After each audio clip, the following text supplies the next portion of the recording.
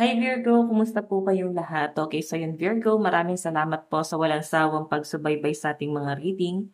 And kung ikaw ay bago pa lang sa ating channel, mag-subscribe na po kayo. Then i-click mo na rin yung ating notification bell para lagi kang updated sa ating mga bagong upload. So guys, sa mga interesado pala sa ating private reading, nasa description box below yung link ng aking Facebook, i-message nyo na lang ako guys, okay? So tingnan natin, Virgo, ganap sa inyo this week. Virgo, Sun, Moon, Rising, and Venus sign. So guys, meron tayong don't be fooled by my appearance. My soul is resplendent. Ayan. So, ang nakikita ko kasi dito Virgo, hindi mo kailangan gawing presentable yung sarili mo para sa iba. Gawin mo presentable yung sarili mo para sa sarili mo. So, parang sinasabi lang dito na kung sa tingin nila is parang may pangit sa'yo, may mali sa'yo, eh ano naman, di ba? Hindi mo sila kailangang i-please. Alam mo yon? May nakikita ko dito, Virgo, na parang mas niyayakap mo yung imperfection mo. Parang mas magaan sa'yo. Okay? Mas nagiging payapa kang gumalaw nang wala kang kina-question na mali para sa sarili mo. Okay? So, nakikita ko rito, Virgo, this week, may nakikita ko rito na parang may mga tao na masyado kang binibiro. Parang sinasamantala nila kung ano man yung kahinaan mo. Ginagawa nila guys yun katatawanan or ano ba. Pwede rin naman guys na masyado kang mapagbiro, baka hindi ka aware na ginagawa ka na palang clown. 'Di ba? Pwedeng sa tropahan na to, ikaw yung mapagbiro. So, minsan kasi guys, pag ikaw yung clown sa tropa, nakaka-insulto na rin. Kasi, naging kampante sila, ginagawa kang katatawanan. 'Di ba? So, ang hirap din guys pag nagpapasaya ka ng tao.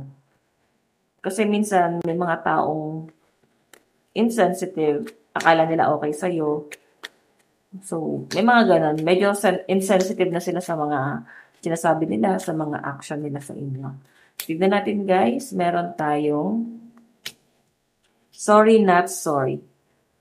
Yan. May nakikita ko dito guys na simula nang tinanggap mo yung imperfection mo, simula nang niyakap mo kung ano man yung ayaw sa'yo ng ibang tao or ng person mo kung sa love life to. Parang siguro yung person mo pinaramdam sa inyo na may mali sa inyo, na ayaw niya sa'yo ng ganito ka. Nakikita ko sa inyo na okay lang, mas gusto mong buuin yung sarili mo nang hindi mo piniplease yung sarili mo sa taong to. Ngayon parang gusto niyang lumapit sa inyo. Parang hihingi nga siya ng tawad sa inyo eh. So, nandun sa point na na-attract mo siya sa kung ano man yung ginagawa mo para sa sarili mo, na pagbabago. Okay, parang natututo kang lumaban.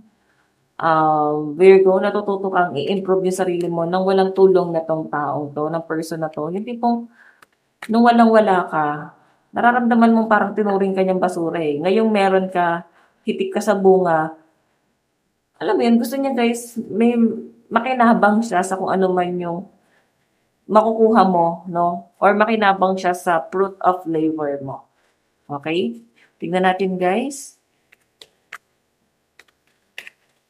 Meron tayong don't care if you don't like me. Di ba tama yan, Virgo? Kailangan mo maging think positive. Hindi mo kailangan i-please yung sarili mo para mahalin ka ng person mo. Ang kailangan mo dito, buuin mo yung sarili mo, mahalin mo yung sarili mo, ngayon kung ayaw niya sa inyo, okay lang. Maraming tao sa mundo na kayang mahalin ka.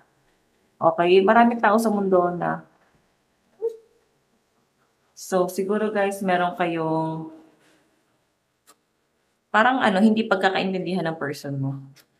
Pwedeng matagal na 'tong issue na 'to eh. Ngayon lang kasi na parang mas gumaganda yung pakiramdam mo, parang mas nakakapag-focus ka sa sarili mo. Okay, tignan pa natin guys, parang marami siyang ipinamukha sa inyo guys. Or ipinaramdam sa inyo, kung di man guys pinamukha, naramdaman nyo na yun yung gusto niya ipamukha sa inyo. Meron tayong, you failed, so what? Di ba yan, no? Pinamukha niya sa inyo siguro guys na mahina ka, wala kang diskarte. So parang sa inyo, ano naman, 'Di ba? Ang gusto mo lang dito guys or intention mo is mag-enjoy. Kontento ka naman kasi talaga sa kung anong meron ka. Pwede kasi yung partner mo guys, mataas yung ambisyon niya eh. Eh ikaw yung tipo ng tao na kontento, masaya. Gusto mo lang i-enjoy habang may buhay. Gusto mo lang mag-enjoy. Ayaw mo masyadong magpa-stress. Okay, so tignan pa natin guys. This week parang gusto niyang mag-sorry sa inyo. Curious etong taong to sa mga galaw mo, sa mga ginagawa mong hakbang para sa sarili mo, plano mo, ganyan. Additional message, reflection. So, expect mo guys, sinispa ka na tong taong to. Oo. Meron tayong dreams. Yan, baka nga napapaginipan mo pa or napapaginipan ka niya. So, telepathy yan guys. Tignan pa natin. Additional message para sa inyo. Meron tayong fed up. Nakakita ko na parang pagod na yung mga Virgo na humabol, pagod ka ng manuyo, pagod ka ng magmukhang tanga sa taong to. So this time, focus ka sa healing mo eh. Mas focus ka sa kung paano mo i-improve yung sarili mo sa future. Siguro, huwag ka na lang maging tanga ulit sa taong to. Kasi pagtatawanan ka lang yan. Okay? Tama yung ginagawa mo na ini-improve mo yung sarili mo para maabot mo yung mga pangarap mo. Okay? Lalo na at nafe-feel mong pagod ka na dito. Meron tayong let go. Kalimutan mo na siya. And hanggat hindi mo siya guys nile-let go, mararamdaman mo parang purong kamalasan or ang daming malas na nangyayari. Lalo na itong person mo baka mabisyo, mahilig sa sugal, utang. Ikaw yung nasasuffer sa mga ginagawa niya. Alam mo yon? Tignan natin guys, advice para sa inyo, Virgo. Meron tayong you are a divine facet of the universe. Okay. So, parang guided ka eh. Guided ka ng mga gabay mo, especially ni universe.